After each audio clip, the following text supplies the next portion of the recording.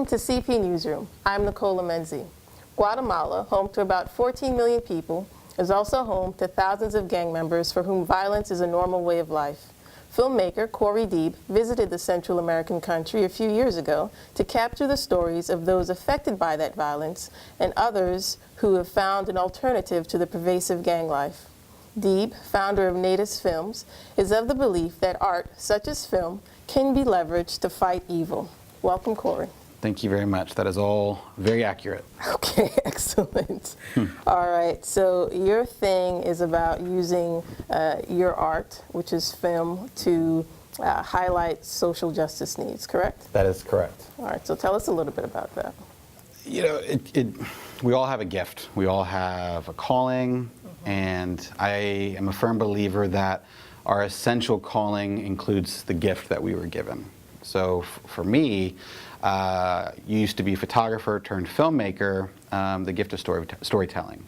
So my desire in 2005, when Natus Films started till today, is to be able to use my gift and abilities, like mentioned in 1 Peter 4:10, to administer God's grace in its various forms in the area of film. And so my desire is to use those gifts to empower where I'm gifted, not just where I'm needed. Okay, and your most recent project, of course, is in Guatemala, dealing with people who are looking for a way out of the gang life, in particular B-boys. Correct. B-Boy for Life is our most recent film project, and it dives into the world of Guatemalans who live in the city, who many of which dance for their life. They dance to stay out of gangs. They dance to avoid the violent lifestyle that many are forced into, specifically in the ghettos of Guatemala City. So how serious is it for them, though, those who are, you know, surrounded by this gang violence? It's a day-to-day reality for them. How serious is that for them? And then how serious of an escape or an alternative or something redemptive is the B-boy lifestyle for them? I mean, it's very serious. You know, for really all, I was going to say most, but really for all, it's a matter of life or death and the decisions that they make on a day-to-day basis, something that you and I can't relate with. Especially to the extent that they live.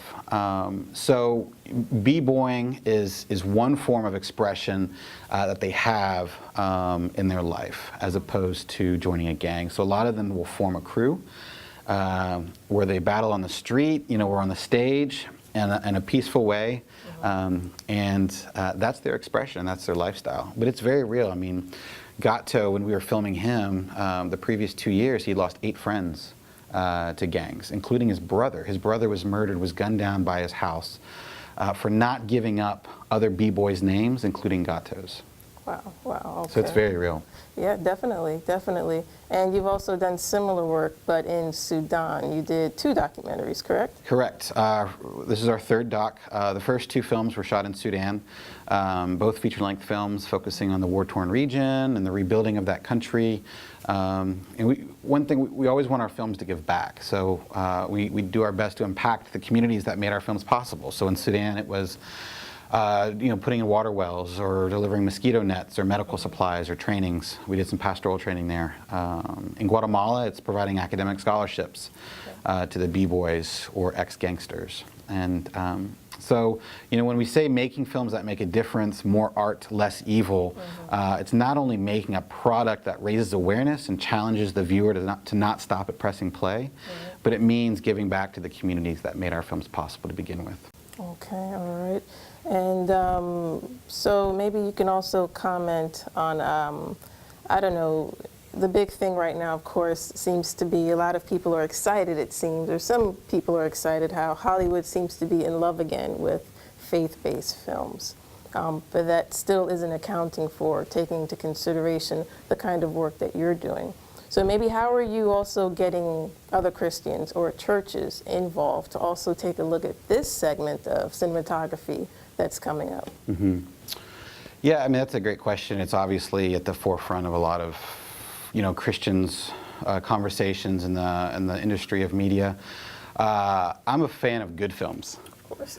So, and I hope everybody is. Yes. And so there's, you know, there's that balance of finding something that has a redemptive message that's good at the same time, whether it's a doc or narrative feature, whatever it is. And so, our desire is to make good films, and we go into the marketplace. Our interest, to be honest with you, is to not make a quote-unquote Christian film. We don't know what the definition of a Christian film is to the viewer. Right. So we don't want to be limited to some industry that's been built for one definition. So our desire is to make a good film with a human interest story that has an impact, that has a redemptive message. And that's what B-Boy for Life is. B-Boy for Life is a story of dancers dancing to stay out of gangs. Lady, who is an active gangster during production, who was actually a security guard originally. Yes, which I learned about that. So that's a whole other story we don't have time for, but there's a lot of backstory to this. But Lady became a central character from a security guard, 3 days out of prison, active gangster. And, she changes her ways. She observes who we are, what we do, why we do, because she's with us constantly, because she's watching our back while we're on the street.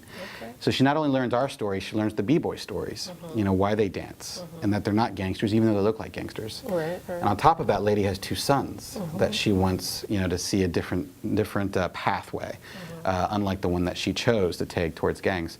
So Lady does this amazing transformation during production, and she becomes this organic, natural, central character. And it's a beautiful thing. And since then, we've paid for Lady scholarships, and she's doing well. She's been valedictorian of her class. She's studying to become a counselor, and I'm actually sitting down with the UN again tomorrow to work on getting her a visa to come here to the state and share her story and message and her whole faith history. Wow, all right. Well, thank you, Coury Deeb, for your input on how Christians or anyone with, working in the art industry can level their passion to make a difference in the world. Thank you. Thanks, yeah. And moreartlessevil.com is another site where people can go to learn more about what we're doing and how they can be a part and how they can bring the film or me to their community to share this message. All right. Thanks very much. Thank you. And thank you for tuning in to CP Newsroom. See you next time.